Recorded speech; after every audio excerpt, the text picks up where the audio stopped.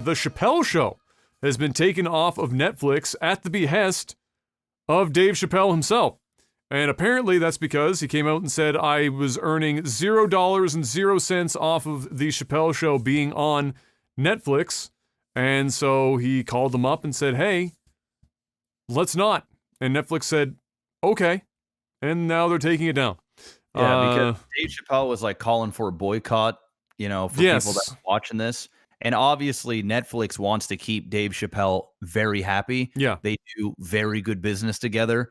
Dave Chappelle is an icon at this point. I mean, he's the only comedian and really the only figure that I've seen in Hollywood, if you even want to classify him a Hollywood, which he's really not a Hollywood guy at all. He's like the anti-Hollywood. He's like the anti-Hollywood guy, which kind of makes him in Hollywood, Yeah. He's one of the only people, there's very few people that can just speak his mind and be extremely offensive, but brutally honest. And people try Me Too movements, fucking every godforsaken movement trying to take him down. He's such a big aura that they just can't. He could sit there and make fun of every group possible, and nobody can touch him. He's one of the very few. He's uncancelable, if that even makes any sense. He can't be canceled. And there is a lot of money behind Dave Chappelle. He has a lot of power. I mean, think about this. Netflix would have made a shit ton of money off having Dave Chappelle's show, The Chappelle Show, running on their platform. Millions and millions of people would be watching that show. Tens of millions of people would be watching it, rewatching it, and they would have it. The fact that he just flat out said, hey, I want that off. And they said, okay, I'll take that off. Knowing that they don't have to pay him. They have the rights to the content. They didn't have to do it, but they did it because they value his relationship. And they knew Dave Chappelle, if you're going to fuck over Dave Chappelle, even if you're in the right and he feels as though he's being worked, and he even went on Saturday Night Live and made a comment about, he made the joke about it. He made the joke about his somebody, a grandfather or something, being a slave and fucking getting no money, and basically how his shit, like he made this comparison that was like just brutally, like obviously it was a dark comparison, but ultimately it's something he feels deeply about. And when it comes to Dave Chappelle, the dude walked away from $50 million back in the 90s or whatever, and went to Africa. He said, nah, I'm gone, bitch. And he left in the middle of that was like 2005 or some shit. Was that? Okay, early 2000s. Yeah, it wasn't the 90s, but early 2000s. He walks away from a $50 million deal to do another season of Dave Chappelle. And $50 million back then is like getting $250,000 now for a deal. The dude walked away because he felt strongly about what was going on, and he wasn't happy about it. The fact that he was not going to be happy with Netflix for following through on this when he was making no money, even though it was a deal that he signed and he knew, but he got worked back in the day when he wasn't as educated about, contracts and all this other stuff. Taylor Swift is going through the same fucking shit with all her masters right now that Scooter sold. But they basically said, fuck that. If we want to keep Dave Chappelle and we want to have more of his specials and, potentially get him to do a show here or to do a movie or just these comedy specials, we need to keep him happy. And this small little upside ain't worth getting on Dave Chappelle's bad side. And you don't want Dave Chappelle making a special all about how fucking Netflix is the goddamn devil. I'm going to tell you right now, that's going to cost you so much money that you're going to wish that the best thing, that was the smartest thing they could have done. And it shows Dave Chappelle in good faith that they respect the relationship that they have. I think that's a bang up thing they did. Yeah, Dave Chappelle, if I had to make an analogy, Dave Chappelle is Neo at the end of the first Matrix. Yeah. Dave Chappelle has figured the Matrix out, and and all of these multinational, many multi-billion-dollar media companies that have been basically sucking the life out of musicians and artists for decades are standing at the end of the hallway, all holding up guns, firing at Dave Chappelle, and Dave Chappelle just said no and held out his hand, and all the bullets stopped. And then the last thing Netflix wants is Dave Chappelle to launch himself down the hallway inside of Netflix's body and blow them the fuck up. That's Dave Chappelle is Neo at the end of the fucking Matrix. Straight up, he's outside the system now. He's no longer bending to the rules of the Matrix. And the Matrix is Hollywood. He knows the code, bro. He's out. He can see it. He sees everything. He's outside of the fucking the code now, and he can do whatever he wants. And there are very, very, very few people that can be that and still be as successful as he is. There are other people that are like that, but they aren't as successful as Dave is. Dave managed to make it all happen and be wildly successful.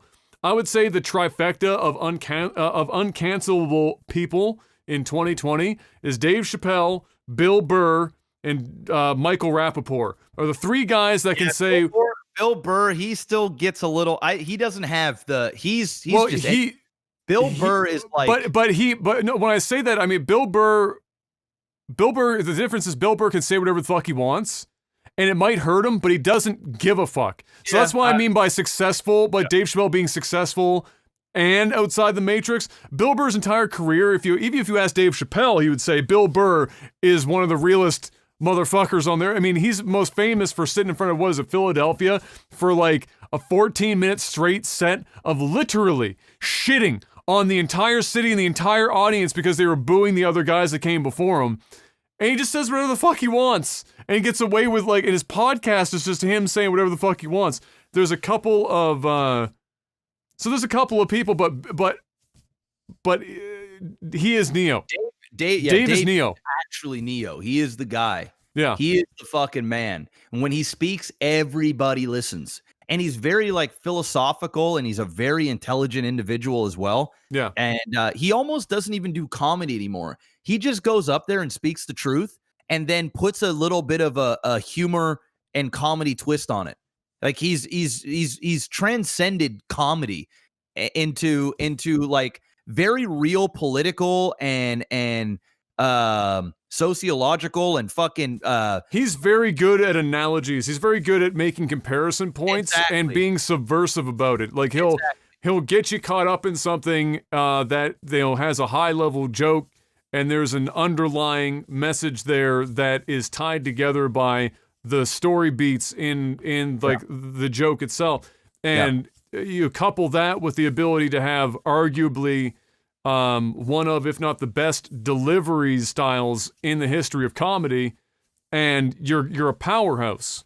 Yeah. And to do all that while being a black man is even better, and he's pulled it off.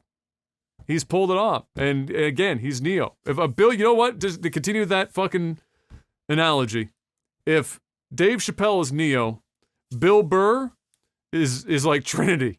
Not because he's making out with Neo, but he's like Trinity in that Trinity, or he could be Morpheus, where technically he knows the rules, he knows he's out of the Matrix, and when he's in the Matrix, he can bend the rules a bit. He can do the long jump through the fucking window and roll down the stairs. He can do that shit. He just can't fly. He can't fly yet, but he can jump real high. And he can't, he can't jump inside of Agent Smith and fuck him up from the inside. But do some crazy shit. That's kind of that. That's how I would look at it. But all the same, Dave obviously doing it right. Netflix knows how much money their relationship is worth, and so said yes, Dave, right away, sir. And now I'm sure in the next 6 months we'll have another Dave Chappelle special on Netflix. Yeah. And the cycle will continue. But yeah, Dave has gotten outside of it. And finally, Dave was on Joe Rogan's podcast. Joe Rogan's gone off the deep end a while ago, but he's still a good podcast to listen to when you want to hear people that you'll never hear anywhere else. on a podcast. Just ignore Joe Rogan opening his mouth and just listen to everything that the person's saying. I fucks with Joe Rogan. He was finally on partially. Somebody else was on with him. There's another comedian. I can't remember his name.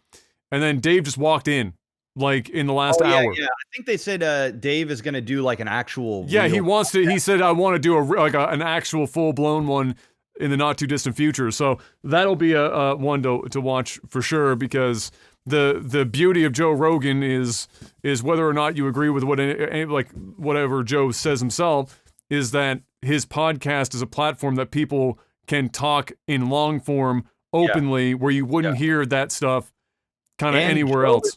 Joe's a good listener. Like, he doesn't interrupt. Like, when he lets people talk. Yeah, he lets people talk. People go. Yeah. He's not the type of guy that makes it about him. Yeah. I mean, it is his show, and he does give his point of view for sure. But yeah, he definitely lets people talk. And that's the one thing I fucking hate about certain podcasts, where they have a guest on and the guest almost just, or sorry, the host almost just wants to make the show about them. And it's like, dude, we hear you enough. I want to hear your guest. That's why I'm tuning in for this episode.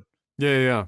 Give your point of view, sure, but let the person talk. Yeah, there's only a handful of like interviewers that have ever had the ability to, one, ask the right questions, and two, be smart enough to just let them talk. And like my pantheon for that would be like James Lipton, who's like the Inside the Actors studio, because all the actors respected him and would tell him fucking anything. And so listening to him interview them, and he always asked, phenomenal questions. And then another one is more recently, fucking Sean, what's his face from Hot Ones, is one of the greatest interviewers of like fucking all time. Yeah, he's really good. He asks questions. Everyone, how often do you hear the people say, "I've never been asked that"? Holy shit, you did your homework. I didn't even know people knew about that. He's like the Nard, what's his face? Nardbark or Nard, what's his name? The Canadian dude that acts really weird. I always just call him Nard. He wears the glasses and he's like doop doo doo doo doo doo doo. That's his whole catchphrase at the end. At the end of it, I've got are you nothing. serious? You don't know who this guy is? At the end of every interview, he goes and doo doo doo doo doo, and then he puts the mic to the person. And they go doo doo. You don't know this guy? No, I have no idea. This guy, he is the Sean of like the last couple of decades. Okay. What he does is he deep dives into these people's lives. Nardward. There it is. Nardward. That's it. Okay. You never heard of Nardward. Dude, you got to Google him right now. It's not ringing any bells. Just Google him. Yeah, I'm looking right now. Google him. Nardwar, the human serviette. Nardwar. You've never heard of this fucking guy. Bro, I'm gonna keep it 100. Not only, and I'm Canadian, not only have I never heard of this. Unbelievable. But I don't even recognize his face. Unbelievable, dude. So this guy, he's huge into the music business. So he was big on like MTV and I can't believe you've never heard of this guy. That's crazy. Dude, honestly, if you go on YouTube, like I went on a Nardward fucking deep dive like fucking 3 months ago or so, and I watched like 8 hours of straight of his interviews. What he does is he also brings like physical stuff, and he pulls shit out, and he goes to the artist and he's like, "Do you remember this?" Or he'll start talking and then he'll pull the thing out, bro. And the artists are in disbelief. You know what's funny? So I go to his Twitter account, and you know who's following him? The guys from First We Feast. Shows Sean. Yeah, I guarantee you, bro. I guarantee you. You should tweet out to Sean from Feast and say, "Give me your top 3 interviewers that inspire you." I guarantee this guy will be number 1 or number 2, because what Sean does is very Nardward. Like, I wouldn't be surprised if the way that he does his interviews were based on and influenced heavily on what Nardwuar did and what he still does. Nardwuar still does his thing. He's just not as commercial, but he's very Canadian. And the dude, and it reminds me every time that an interviewer, when he's with Sean on the show, when they go, wow, that's a great question. I've never been asked that. Nardwuar does that 3 or 4 times in an interview to the point, dude, where people will be like, bro, can I please have this? Can I buy this? I've seen artists go, dude, I'll give you 10 grand right now for that record. How did you get this? He'll find shit, bro, that like, say an artist, for example, like this is how crazy he is. Adam, this is how crazy this guy is. I shit you not. You know the fan, the legendary fan that you used to have. Yes. Right? Think of it this way. Say you're a famous you're a famous super mega streamer, right? And Nardwuar goes to you and does an interview. And then all of a sudden he's like, Adam, back in the day when you and Jeff Maximus, you know him, your partner. And that's how he talks. You know him, your partner, your longtime friend. And back in early 2000s, when you guys were hanging out and you used to play on the Dance Dance Revolution machine, and you had this big, gigantic, and then he'll pull out your actual fan. He'll pull out the fan, right? And you go, my God, I have one just like this. And he'll go, but take a look at the bottom. You'll notice that your initials are carved in the very bottom of this. And you'll go, what the fuck? How did you get this? That is like every single one of his interviews. They're that, and just watching them for the reactions of people, the dude, you should watch the one with what's his face? Black guy that sings from the Neptunes, Pharrell. If you watch the Pharrell one, yeah, bro, I'm telling you, the guy is like, what the fuck? He looks around, he's talking to the camera. He couldn't believe he had his, especially when they've got their like entourage with them. Yeah. And the entourage goes crazy, bro. The entourage is like, what the fuck? How do you have this? What the fuck? Where did you get? Do you know how rare this is? And he just pulls it out. And it's what he does. It's exactly what Sean does, except that he also uses like physical items. And like the memorabilia that this guy has is insane. So yes, I know I just went on a fucking a tear about this. I'm just shocked that I've never managed to know. Someone like you, Adam, you would appreciate this dude. You will watch his shit and go, oh my God. And there's tons of artists, dude, that he's interviewed that you probably love, that you'll be like, you'd eat up the episodes. It's just like the Feast show. It has the same vibe. It's just really Canadian, and it's awesome. You should check it out, dude. He's amazing. I guarantee you, Sean would say Nardwuar is in the top interviewers of all time. All time. Fucking dude, I'm just looking at his Twitter. I'm like, how do I not know who this person is? How have I lived on the internet my whole life and not once come across this guy? It's crazy. And then now I'm gonna have to watch some shit. You really should. And if you could just YouTube his name and just watch some of the more famous interviews, it'll hook you, bro. You're gonna just go down a rabbit hole.